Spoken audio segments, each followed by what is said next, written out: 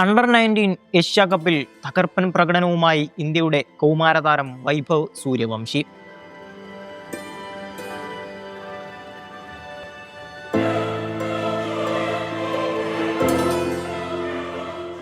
ടൂർണമെന്റിൽ UAE-ക്കെതിരായ ഉദ്ഘാടന മത്സരത്തിലാണ് താരം തകർത്തടിച്ചത്.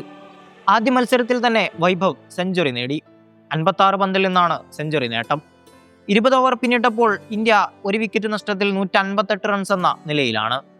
മത്സരത്തിന്റെ തുടക്കം തന്നെ ഇന്ത്യക്ക് നായകൻ ആയുഷ് മാത്രയെ നഷ്ടമായി. 4 റൺസ് മാത്രമാണ് താരത്തിന് നേടാനായത്. എന്നാൽ രണ്ടാം വിക്കറ്റിൽ ഒന്നിച്ച വൈഭവ് സൂര്യവംശിയും ആരോൺ ജോർജും ഇന്ത്യയെ കരകയറ്റി. പതിയെ തുടങ്ങിയ വൈഭവ് പിന്നീട് കത്തിക്കയറുകയായിരുന്നു. അതോടെ ടീം സ്കോർ കുതിച്ചു. 9-ാം ഓവറിലാണ് ടീം 50 കടക്കുന്നത്. അതിനുശേഷം വൈഭവ് UAE ബോളർമാരെ ഒന്നൊന്നായി ആക്രമിച്ചു കളിച്ചു.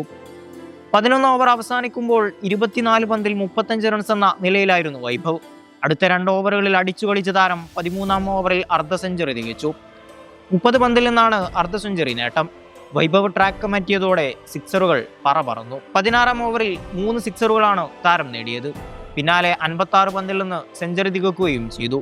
48 റൺസുമായി ആരോൺ ജോർജും ഗ്രീസിലുണ്ട്.